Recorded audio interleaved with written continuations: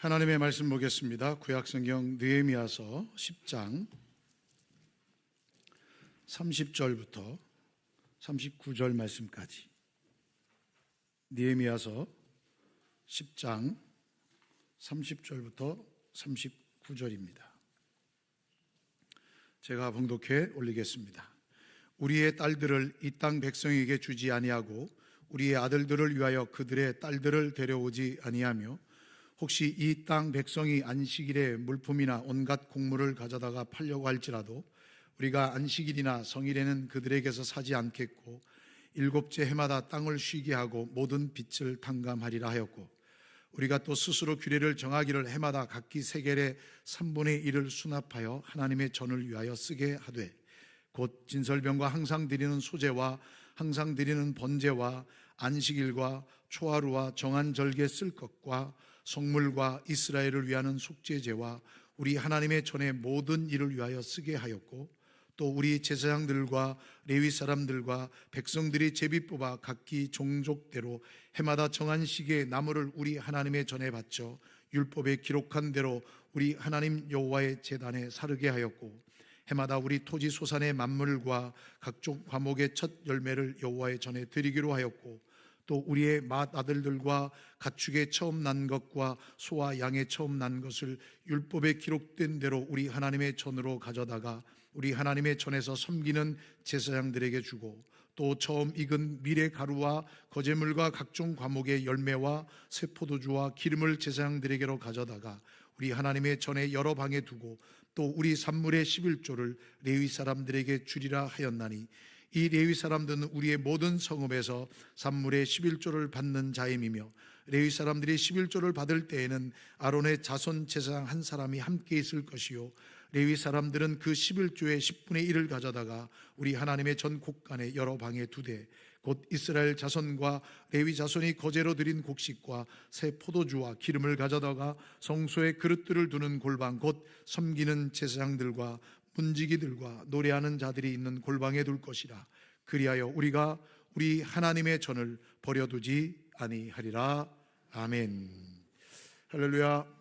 우리 전우자 오겠습니다. 함께 인사하겠습니다. 사랑합니다. 축복합니다. 네, 주님의 이름으로 사랑하며 축복합니다. 계속해서 또 느헤미야서를 살펴보는데요, 아마 눈치가 빠르신 분은 지난주하고 다르네 이렇게 생각합니다. 지난주는 추수감사주일 본문으로 느헤미야서 12장을 잡았고 저희가 10장을 하지 않았습니다. 그래서 10장으로 다시 이제 돌아갑니다. 자, 오늘 말씀은 10장을 가지고 함께 하나님의 은혜를 나누고자 하는데요, 10장이 가지고 있는 성격이 있습니다. 10장은 그냥 좀 기억을 더듬어서요, 8장 말씀에 보면 율법이 낭독됩니다. 그리고 9장 말씀에 보면 회개를 합니다. 그리고 하나님 앞에 새 언약을 다짐하죠. 자, 하나님의 말씀을 듣고 기뻐하고, 그러니까 부흥회를 한 거죠. 말씀 부흥회하고 난 다음에 회개하고 하나님 앞에 새 언약 백성으로 서지요. 자, 그리고 난 다음에 나타나는 백성들의 구체적인 결단과 응답이 오늘 10장입니다. 그러니까 이 10장은 그냥 나온 게 아니라는 얘기죠. 그러니까 백성들이 보면 8장 9절 말씀에 보면 율법이 선포될 때, 에스라 선지자의 율법이 선포될 때 다 울었다라고 기록하고 있습니다. 그럼에도 불구하고 하나님께서 자신들의 죄악된 역사 속에서도 신실하시게 자기들을 붙들어 주시고 인도하신 하나님의 은혜를 깨달으면서 금식하지요. 그리고 굵은 베옷을 입고 티끌을 뒤집어 쓰고 회개하는 놀라운 역사가 일어납니다. 자, 이것은 부흥의 현장입니다. 놀라운 부흥을 경험한 현장입니다. 우리도 이 부흥의 현장을 경험합니다. 어떤 때는 말씀 부흥회가 있죠. 우리가 함께 같이 또 일주일 동안 기도하고 또 강사님을 모셔서 하나님의 말씀을 듣고 큰 은혜와 또 결단과 다짐을 경험하지요. 우리 그런 부흥을 경험합니다. 우리 자녀들도 매 학기마다 여름, 겨울에 함께 수련을 진행합니다. 그 수련을 통해서 하나님의 말씀의 은혜를 경험하고 그들이 결심하고 다짐합니다. 분명한 것은 부흥의 현장이죠. 우리가 하나님 앞에 예배하는 그 부흥의 현장을 통해서 하나님의 말씀을 깨닫고 다짐합니다. 그렇다면 제가 한번 질문해 보겠습니다. 그 다음은 무엇입니까? 무엇이 있습니까? 여러분, 그 다음에 무엇이 있습니까? 눈물이 흘렸습니다. 그 다음에 무엇이 있습니까? 뜨거운 결단이 있었습니다. 그 다음에 무엇이 있습니까? 사실 우리는 하나님의 말씀을 경험하고 부응하고 결단하고 다짐합니다. 눈물을 흘리고 회개합니다. 그런데 그 다음이 없어요. 그 다음이 없습니다. 특히 여러분, 우리 자녀들도 수련회를 통해서 뜨겁게 기도해요. 그 다음이 없어요. 계속 반복되는 거예요. 우리는 하나님 앞에 예배하죠. 매 주일 예배를 통해서 하나님의 은혜를 경험하고 마음의 기쁨 있고 그래 맞아 저렇게 살아야지 맞아 하나님께서 지금도 나를 사랑해 주시네 그래 내가 주님의 부름받은 사람으로 이렇게 살아야지 라고 신앙적 결단을 합니다. 그런데 월요일날 아침 되면 다 잊어버립니다. 월요일날 출근길에 다 잊어버립니다. 그래서 월요일 아침부터 그 다음 주 주일날 돌아올 때까지 하나님 앞에 예배드렸던 기쁨, 결단, 헌신 이 모든 건 다 사라지고 그래서 주일 예배와 전혀 다른 단절된 나의 삶을 살아갑니다.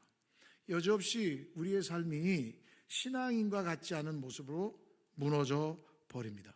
은혜는 무지하게 뜨거웠는데 삶은 너무나 차갑게 변해 버립니다. 그럼 우리는 어떻게 해야 돼요? 그 다음 뭐예요? 이 그 다음에 대한 답이 오늘 읽은 10장에 나와 있습니다. 부흥, 눈물, 결단, 그 다음에 무엇을 했냐? 답을 줍니다. 그들은 하나님 앞에서 눈물을 흘리며 회개하며 결단하고 다짐한 것을 고백한 것을 그냥 감정적 소모로만 버리지 않았어요. 주님 고맙습니다. 제가 잘 살겠습니다. 하나님 제가 잘못했습니다. 회개합니다. 이런 어떤 감정의 표출로만 끝나지 않았고 자신들이 결단하고 자신들이 받은 은혜, 다짐한 헌신의 그 결단들을 조목조목 글로 써서 그 글을 쓰고 뭐 하냐면 사인을 합니다. 여러분, 내가 어떤 약속에 사인을 했다는 얘기는 그만큼 이 부분에 있어서 지키겠다라는 고백 아닙니까? 그 말씀이 오늘 본문이에요.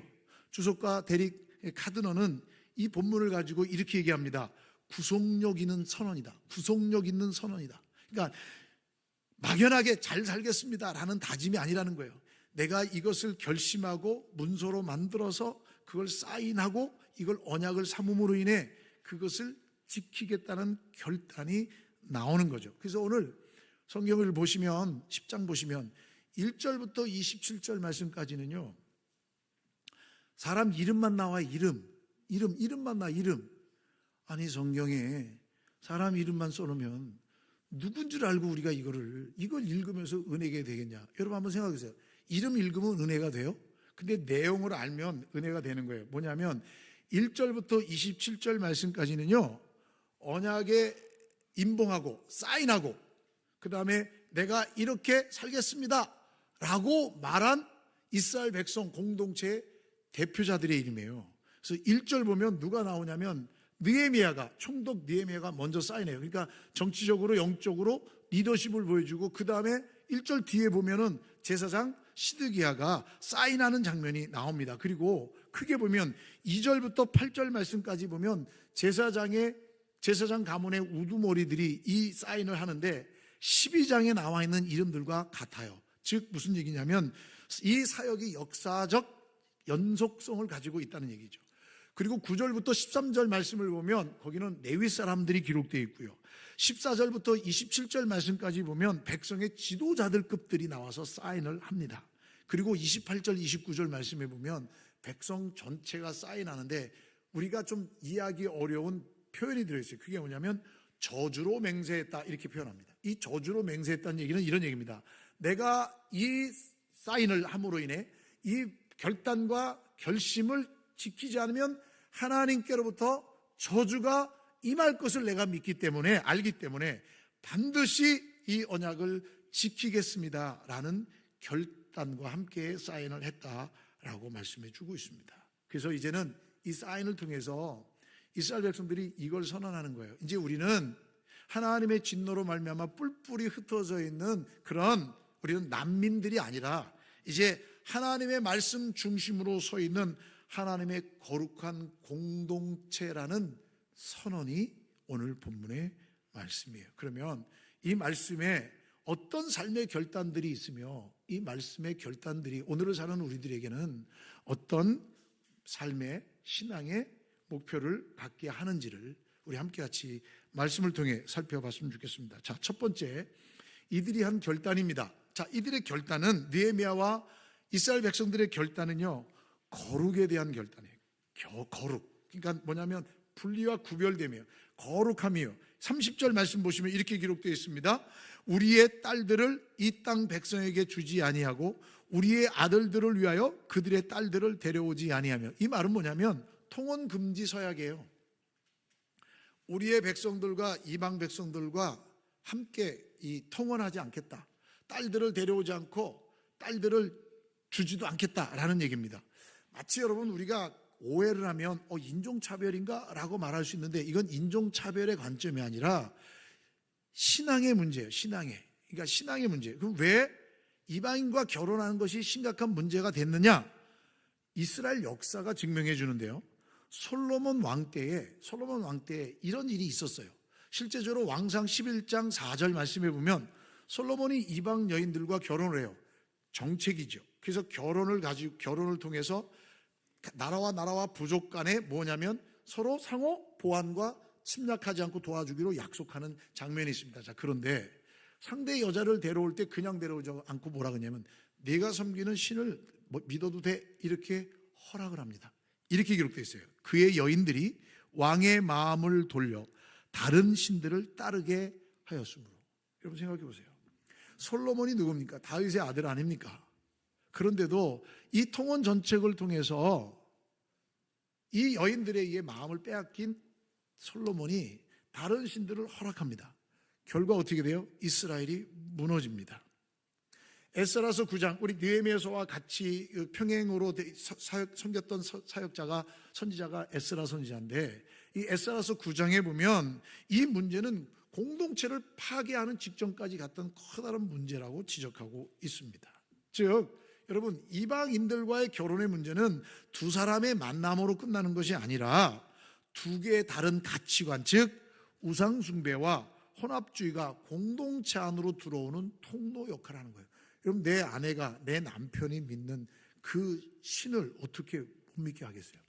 여러분 가정 안에서도 남자와 여자가 신앙이 다르면 너무 어려워요. 그러니까 어떻게 그걸 거부할 수 있겠냐고요. 스가랴서 에스더서 9장 2절 말씀해 보면 자신들 향해 백성들이 거룩한 씨앗이라고 불렀어요. 자신들을. 이 거룩한 씨앗은 혈통적 우월감을 나타내는 말이 아니라 안식일을 하나님의 언약을 보존하는 귀한 사명을 가지고 있다라는 그러한 내용이 담겨 있는 거죠. 자, 여러분 그러면 오늘 살아가는 우리들에게는 이 말씀이 어떤 결단을 하게 됩니까? 우리는 더 이상 혈통적 구별을 하지 않습니다. 만약에 혈통적 구별한다면 우리는 구원받지 못할 이방 민족으로 남을 거예요. 그런데 우리는 구원받은 하나님의 백성이 아닙니까? 그럼 성경은 이러한 거룩함을 향하여 뭐라고 말씀해 주고 있느냐? 사도 바울이 고린도후서 6장 14절 말씀에 너희는 믿지 않는 자와 멍에를 함께 매지 말라. 멍에를 함께 매지 말라. 여러분 소 두 마리가 함께 멍에를 맸어요. 근데 서로 각각 다른 길로 가면 일을 할 수가 없잖아요. 그 멍에를 얘기하는 거예요. 그러면 여기서 말하고 있는 구별해야 될 이방 멍에는 무엇이냐라는 것이죠. 이것은 뭐냐면 하나님보다 더 사랑하는 모든 것이라는 얘기예요. 여러분 하나님보다 더 사랑하는 모든 것은요 여러분들 집안에도 있고 여러분들의 삶 속에도 있어요. 아닌 것 같이 하죠. 근데 여러분 하나님보다 내 자녀를 더 사랑하면 그거 거룩함이 무너지는 거예요. 하나님보다 내가 쌓아놓은 물질을 더 의지하면 그게 더 하나님의 그 거룩성을 잃어버리는 거예요. 우리의 삶의 주인은 누구예요? 하나님이잖아요. 그러니까 이 세상의 가치관, 세상이 가지고 있는 가치관, 물질, 건강, 자녀, 우리 가족 여기를 못 벗어나면 여러분 그거 무시하라는 얘기가 아닙니다. 하나님은 우리의 모든 것들을 공급하시고 채워주실 분이거든요. 제가 물어볼게요. 하나님 앞에 갈 때 여러분들이 그렇게 소중하게 생각하고 있었던 그 모든 것들을 몇 개나 가지고 가겠습니까? 집 갖고 갈 수 있어요? 아이들 데려갈 수 있어요? 남편 아내 데려갈 수 있어요? 돈 갖고 갈 수 있어요? 학위 갖고 갈 수 있어요? 건강 갖고 갈 수 있어요? 죄송한 얘기지만 아무것도 없습니다. 믿지 않는 세상 사람들도 알아요. 그러니까 수위에는 호주머니가 없잖아요. 믿지 않는 사람들도 아는 거예요. 영적으로 아는 거예요. 여러분, 하나님 앞에 가지고 갈 때 갖고 갈 수 있는 건 단 한 개밖에 없어요. 그게 뭐예요? 믿음밖에 없어요. 아멘입니까? 진짜 아멘입니까? 여러분, 하나님 앞에 갈 때 믿음밖에 없어요. 하나님 나라 가는 조건은 믿음밖에 없어요. 그런데 이게 뭐냐면, 거룩한 구별이 뭐냐면, 여러분 집 없이 살라, 아이들 없이 살라, 명예 없이 살라, 학위 없이 살라, 돈 없이 살라, 이런 얘기가 아닙니다. 우리의 삶의 가치관의 중심이 하나님 중심, 하나님의 거룩한 중심으로 살아가고자 해야 되는 거예요. 그런데 세상의 가치관은 우리를 이거 다, 그래 너 예수 믿어, 그런데 돈 벌어야 될 거 아니야. 너 예수 믿어, 그런데 너 자녀들 있어야 될 거 아니야. 너 예수 믿어, 그런데 너 관계를 유지해야 될 거 아니야 라는 세상적 가치관에 밀어넣으면 신앙은 여지없이 무너지는 거예요. 진정한 부흥은 거룩을 향한 결단으로 이어진다는 거예요. 가끔 우리가 그런 말을 해요. 이 정도면 괜찮을 거야. 한두 번 한다고 뭐가 변하겠어. 여러분, 직장에서 가장 많이 듣는 기독인들의 절망하는 목소리가 뭐예요? 나도 안수 집사야, 나도 장로야, 나도 권사야. 이 말이 뭐예요? 그러니까 이 모임 안에 들어오라는 얘기 아니에요. 여러분, 세상과의 타협입니다. 우리의 신앙을 타협하게 하는 세상의 가치관, 하나님보다 더 좋아하게 만드는 것들, 이것이 바로 우리가 거부해야 할 이방이라는 사실을 잊지 말아야 돼요. 그런 은혜의 사람들 되시기를 주님의 이름으로 축복합니다.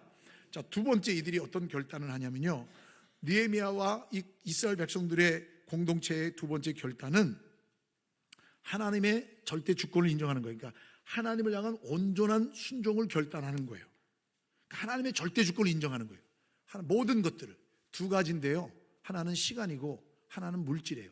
이 시간과 물질의 주인은 하나님이라는 거예요. 31절 보세요. 혹 이 땅 백성이 안식일에 물품이나 모든 곡물을 가져다가 팔려고 할지라도 우리가 안식일이나 성일에는 그들에게서 사지 아니하겠고 일곱째 해마다 땅을 쉬게 하고 모든 빛을 탕감하리라.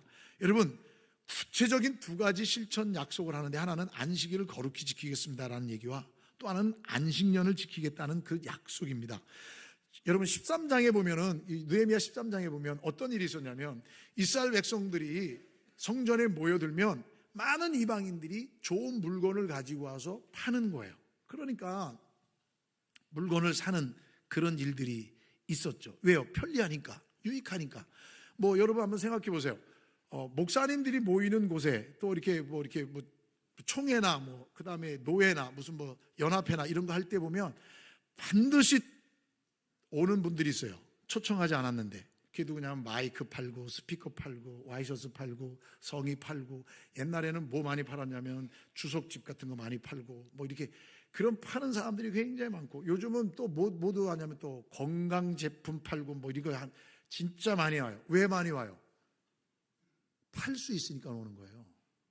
여러분, 안식일을 거룩히 지키라 라고 했는데 이들은 뭐라고 해요? 나 일한 거 아니에요. 그냥 편리를 위해 그냥 산 것뿐이죠 라고 하는 문제들이 있었어요. 그런데 이들이 결심해요. 하나님, 이런 것 절대 하지 않겠습니다 라는 고백이에요.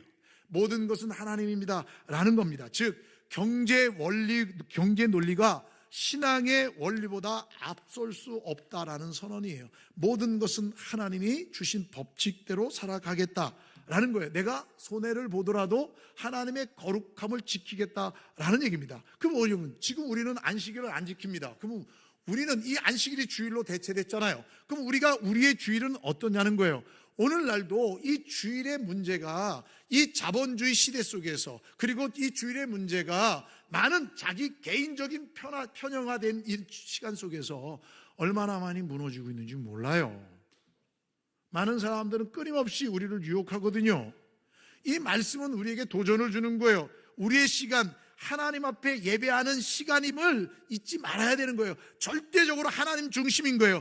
예배와 쉼을 통해서 하나님을 기억함으로 인해서 우리에게 주어진 삶 속에서 하나님의 은혜를 경험하고 감사하는 날로 바꿔되어야 한다는 거예요. 여러분 한번 생각해 보세요. 내가 정말 사랑하는 사람을 만나서 함께 하루를 보내기로 약속했어요. 그러면 맛있는 거 사주고 좋은 선물 사주는 게 사랑하는 사람과 함께 하는 겁니까? 아니지요. 그 사람에게 집중해 주는 겁니다. 그 사람의 이야기를 들어주는 겁니다. 그 사람과 함께 해주는 겁니다. 여러분, 그게 진짜 그 사람 사랑하는 거 아니에요? 하나님을 사랑한다고 하면서 여러분 후딱 그냥 예배 한번 드리고 나머지 자기 일로 채워버린다. 이건 거룩한 주일이 될 수 없는 거예요. 그러한 삶 속에서 안식도 없고요, 그런 삶 속에서 하나님을 깊이 생각할 수 있는 여력도 없게 됩니다. 우리가 정말 하나님을 구별한 날로 정해놓고 하나님께 집중하고 하나님께 예배하고 하나님이 주시는 쉼과 회복을 경험하는 거룩한 날로 우리가 다시 한번 바꿔야 돼요. 우리는 안식일을 지키지 않기 때문에 여러 가지 경제 활동을 합니다. 그런데 제가 우리 교육자들에게 꼭 얘기하거든요. 미리 준비하라, 이렇게 얘기해요. 미리 준비해놓으라. 아이들의 교육상으로도 좋지 않느냐. 저도 따졌어요. 젊을 때 20대 후반 30대 때 안식일을 지키지 않는 건데 왜 못하게 하느냐라고 말할 때 제 이 앞에 있었던 목사님이 은퇴하신 목사님이신데 그분이 그런 거야. 이 전도사, 나는 안식일을 주일을 거룩히 지키기 위해서 송파에서부터 수원까지 자전거 타고 교회 갔어, 그러더라고요. 그래서 제가 입을 닫았습니다. 더 이상 할 말이 없는 거예요. 그 말이 맞군요. 정신을 지키는 게 맞군요. 하고 안 하고가 문제가 아니라는 거죠. 제가 맞거든요. 아니 뭐 그거 안 합니까? 이런 거 자전거 타면 일 안 하는 겁니까? 일하는 거지, 똑같이. 그런데 정신을 지키기 위해서 그렇게 했다는 거예요. 그게 얼마나 복된 거냐는 거예요. 우리 모두가 하나님의 절대 주권을 인정하며 하나님께 집중하는 은혜가 있었으면 좋겠습니다. 두 번째로 여러분 보시면 안식년을 준수인데 31절 하반절에 보면 7째 해마다 땅을 쉬게 하고, 그러니까 6년 일하고 7년째 되는 날 땅을 쉬게 하는 안식년 제도가 있었어요. 그 다음에 50년이 되면 희년을 선포해가지고 모든 것들 다 돌아가게 하는 그런 날이 있었는데, 사실 이스라엘 백성들은 경제적 이유 때문에 이 안식년을 잘 안 지킨 거예요. 탕감하지 않았어요. 그런데 이들은 뭐라고 얘기냐면 모든 빛을 탕감하리라. 또 느헤미야서 5장 말씀에 보면 이 빚 때문에 공동체가 분열 직전까지 갑니다. 부자들이 가난한 형제들에게 높은 이자를 받습니다. 그리고 돈을 못 갚자 밭을 빼앗고 자녀들을 노예 삼는 일까지 벌어졌어요. 그러니까 그들은 이 모든 것들을 회개하겠다는 거예요. 이렇게 하지 않겠다는 거예요. 자신들의 경제 논리가 아니라 정말 약한 자를 돌보고 연약한 자와 가난한 자를 함께 하시는 그 하나님의 사랑, 그 사랑을 지키겠습니다. 말씀에 순종하겠습니다. 즉 내 재산은, 내 삶은 내 것이 아니라 하나님의 것이라는 그 믿음의 고백을 올려드리는 것입니다. 사랑하는 성도 여러분, 우리의 진정한 주인은 누굽니까? 하나님입니다. 아멘입니까? 내 삶, 내 건강, 내 가정, 모든 것의 주인은 하나님이에요. 하나님이 닫으시면 아무런 의미가 없어요. 목사님, 하나님 열심히 안 믿어도 안 뺏어가던데요? 우리 하나님 앞에 가서 보자고요. 거기에 대해서는 어떤 토도 달지 않고 반박도 하지 않고 변증도 하지 않겠습니다. 그렇게 사십시오. 하나님이 내버려 두시는 것 어떻게 합니까? 제가 판단할 수는 없습니다. 그러나 우리 하나님 앞에 가서 천국에서 얼굴 볼 수 있을지 없을지 한번 같이 나눠봅시다. 그 말밖에 드릴 말씀이 없어요. 우리의 인생의 모습은 여러분 제가 말씀드렸지만 여기서 하나님보다 더 사랑하는 것 가지고서는 하나님께 결코 갈 수 없다는 사실을 성경은 말씀해 주고 있는 거예요. 그래서 이들은 하나님 앞에 결단하고 사인하고 그것을 문수화시켜서 하나님 앞에 지켰다는 거예요. 진정한 부흥은 우리의 시간표와 우리의 호주머니에서 진정한 부흥은 일어난다는 사실을 잊지 않았으면 좋겠습니다. 경제 원리 그리고 이익 원리에 따져서 우리의 신앙을 타협하지 않는 그런 은혜가 있기를 주님의 이름으로 축원합니다. 세 번째로 이들이 결단한 게 뭐냐면 예배를 향한 결단이에요. 예배를 향한 결단. 즉 뭐냐면 32절부터 39절 상반절까지 아주 길게 나와 있는데 뭐냐면 성전 예배를 향해 아낌없이 지원하겠습니다는 결단이에요. 여러분, 그들의 회개가 얼마나 구체적이고 실질적이었는지 몰라요. 이 말씀을 보면 이런 얘기입니다. 요약하면 성전을 위해 우리가 이렇게 하겠습니다. 그럼 뭘 하겠냐? 성전세를 내겠대요. 성전세를 내는데 32절 말씀해 보니까 매년 세겔의 3분의 1 세겔을 내겠습니다 라고 이야기를 하는 거예요. 근데 출애굽기 30장에 보면 성전세는 반세겔이에요. 반세겔. 그럼 여러분, 반세겔이 커요? 3분의 1 세겔이 커요? 3분의 1 세겔이 더 작아요? 그러면 하나님의 약속을 거꾸로 드리냐? 아니에요. 이 말은 뭐냐면 인구조사 때 성전세는 한 번만 내요. 그런데 이들은 매년 3분의 1을 내겠다는 거예요. 여러분, 포로에서 돌아온 이들, 삶의 정착터가 잃어버리고 경제적 활동을 전혀 할 수 없는 그들에게 성전세 3분의 1 세겔은 매우 큽니다. 그런데 어떻게 해서든지 성전이 유지되고 어떻게 해서든지 하나님을 예배하는 이 장소가 유지되도록 우리가 힘써 하겠습니다. 그래서 반세겔 내면 부담스러우니까 매년 3분의 1 세겔씩 내겠습니다라는 현실적 방법을 정해서 헌신하고 있는 것을 볼 수 있어요. 또 하나 뭐냐면 34절 말씀에 보면 성전의 불을 꺼뜨리지 마라 라는 말씀이 있습니다. 성경 말씀에 레위기에 보면 그 말씀이 있습니다. 근데 여러분, 성전의 불을 꺼뜨리지 말아야 되는데 꺼지지 않게 해야 되는 방법 중에 나무를 누가 갖다 해라 라는 말씀이 없습니다. 성경에. 그냥 명령만 내려져 있어요. 자, 그러면 여러분, 대부분의 사람들이 나한테 지칭한 게 아니니까 나는 안 해도 되네 라고 생각할 수 있습니다. 그런데 이들은 하나님 앞에서 결심합니다. 자발적으로. 어떻게? 서로 제비를 뽑아요. 그 제비를 뽑아서 순서에 다 돌아오면 내가 그 순서에 성전의 불이 꺼지지 않도록 산에 가서 나무를 공급하다가 갖다 대서 성전의 불이 꺼지잖아, 하나님 앞에 제사하고 예배 드릴 수 있는 그 일들을 섬기겠다라고 말씀하고 있는 거예요. 이게 얼마나 놀라운 결단인 줄 아십니까? 자발적인 헌신입니다. 또 35절부터 37절 상반절에 보면 첫 열매를 드리겠다는 거예요. 왜요? 첫 열매라는 첫 것이라는 것은 뭐냐면 하나님의 것이란 대표의 대표, 이 모든 것의 전체가 다라는 의미가 첫 것에 담겨 있는 거예요. 저는 어렸을 때 그렇게 배웠어요. 모든 일의 첫 봉급은 하나님께. 아마 어르신들은 그 기억나실 거예요. 저도 작은 사례비지만 첫 사례비를 하나님께 봉투째 11절 드린 게 아니라 봉투째 다 드린 거예요. 저희 어머니가 하셨던 첫 열매 드리는 방법이 있어요. 그거는 매번 있을 때마다 첫 열매예요. 그렇게 드렸어요. 절대 손 못 대요. 그거는 하나님께 드리는 거예요. 그렇게 드렸어요. 여러분은 어떠십니까? 우리는 이런 것들이 너무 깨져 있어요. 이제는 하지 않으려고 해요. 그래서 첫 열매가 뭐예요? 11절 넘어가요. 그래서 37절 하반절부터 39절 상반절에 보면 가장 중요한 11절 드렸다. 11절은 하나님의 것임을 고백하는 거예요. 11절은 뭐냐면 내 모든 것들을 공급해 주신 분이 하나님이고 내 인생을 주관하신 분이 하나님이시라는 그러한 고백이에요. 이 고백을 제도적으로 정비하는 거예요. 하나님 앞에 11조를 드리는데 어떻게 드리냐? 10의 1조를 레위인들에게 드리면 레위인들은 10의 1조를 다시 제사장대에 드리고, 그리고 그것들을 곳간에 쌓아두고 그 10의 11조를 떼어서 하나님의 교회가, 성전이 계속해서 운행되도록 지지하고 헌신하겠습니다. 보세요. 성전세 내죠. 땔감을 계속 공급하죠. 11조를 내서 하나님의 곳간에 드리죠. 그걸 가지고서 하나님 앞에 예배하죠. 제사장들을 먹여 살리죠. 또 그 모든 일들을 할 수 있게 만들죠. 이 말은 뭐예요? 저 한번 따라 합시다. 교회되게 힘쓰겠다, 그 말입니다. 누가? 백성들이.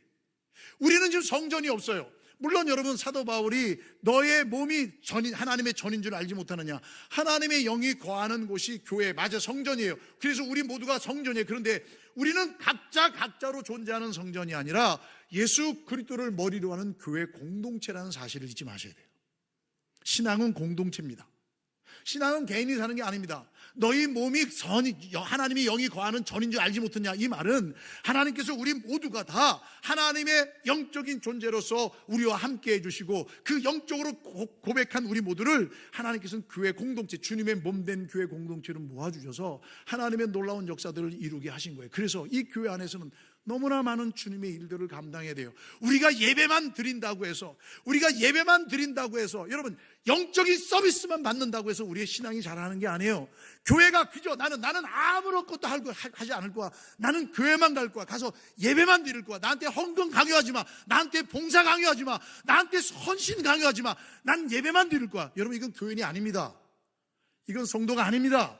죄송한 얘기지만 그것은 공동체 일원이 될 수가 없습니다. 왜요? 우리가 예배만 드린다고 해서 교회가 유지되는 게 아니라 여러분들의 헌신과 섬김과 봉사가 이어져야 자녀들이 양육되고 길어나고 문제가 있을 때 위로받는 사람이 있어야 되고 섬기고 헌신할 때 모든 일들이 매끄럽게 되고 이 예배가 진행될 때 담임 목사가 설교하니까 저한테 집중하지만 이 예배가 진행되도록 얼마나 많은 사람들이 협력하고 도와주는지 몰라요. 그들의 헌신이 없이는 이 예배가 되지 않아요.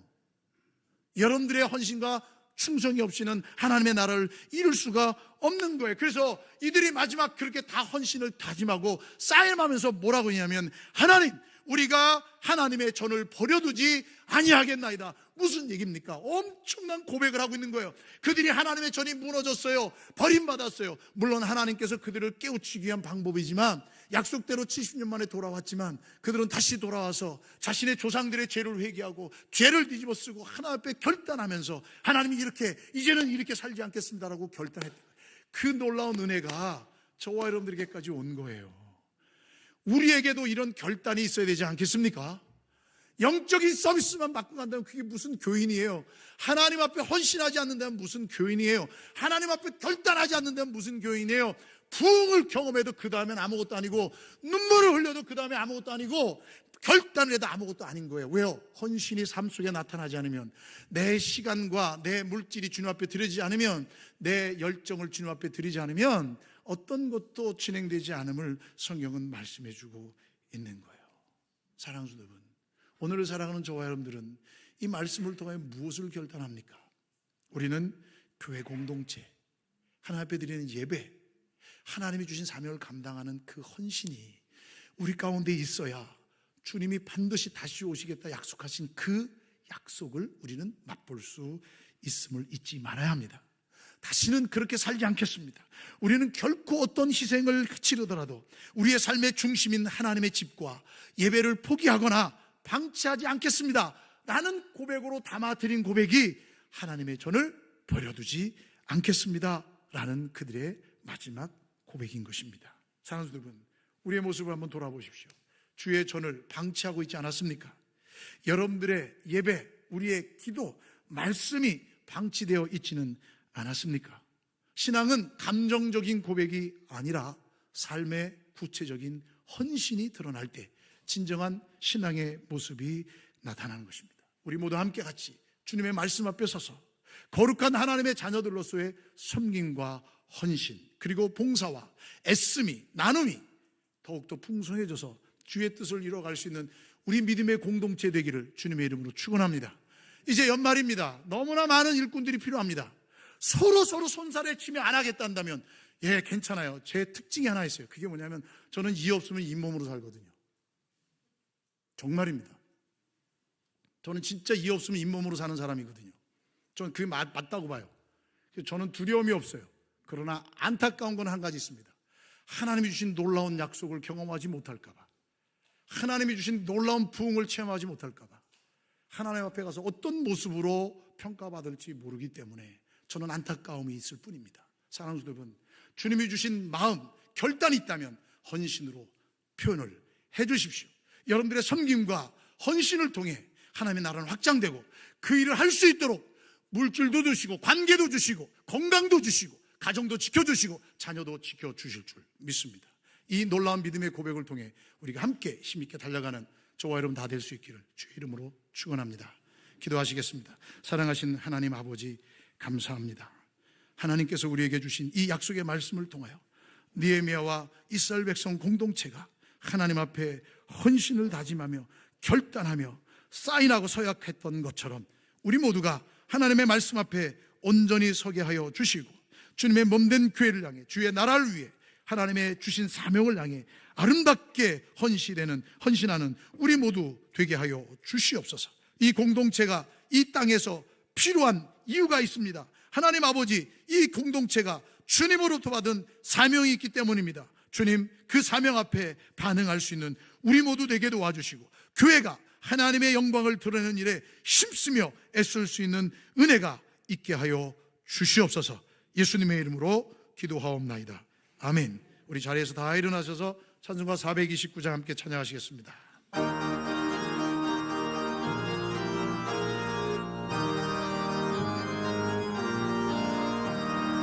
세상 모든 풍파 너를 흔들어 약한 마음 낙심하게 될 때에 내려주신 주의 복을 세어라.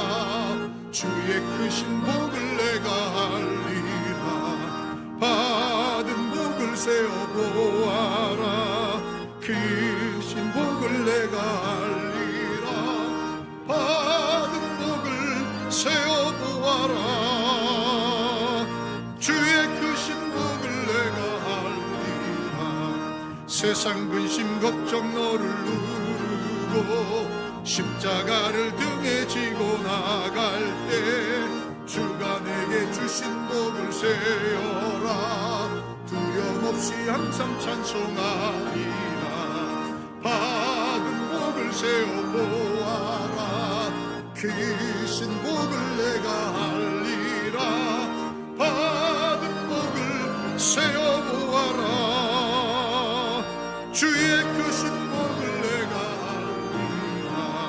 세상 권세 너의 앞길 막을 때 주만 믿고 낙심하지 말아라. 천사들이 너를 보호하리니 염려 없이 앞만 보고 나가라. 받은 복을 세워 보아라. 크신 복을 내가 알리라. 받은 복을 세워 보아라. 주의 크신 복을 내가 알리라. 지금은 우리의 유일한 구원자이시며 교회의 머리 되신 우리 주 예수 그리스도의 은혜와 하나님 아버지의 넓고 다함이 없는 그 사랑하심과 성령 하나님의 위로교통 감화 감동하심의 역사가 하나님의 말씀 앞에 다시 서는 거룩함의 회복을 다짐하고 하나님의 나라와 영광을 위해 하나님의 절대 주권을 인정하며 주님께 내 모든 것을 드리며 헌신하며 주님의 몸된 교회와 주의 복음을 위하여 믿음의 다음 세대들을 위하여 아낌없이 헌신하며 섬기며 충성할 것을 다짐하고 소망 가운데 일어서는 주의 모든 믿음의 권속들 머리머리 위에와 가정 위에 일터 위에 자녀들 위에 환우들의 간절한 부르짖음 위에 해외군에 가 있는 자녀들 성도들 머리 위에 복중의 생명까지 이제로부터 영원토록 함께 있을지어다. 아멘.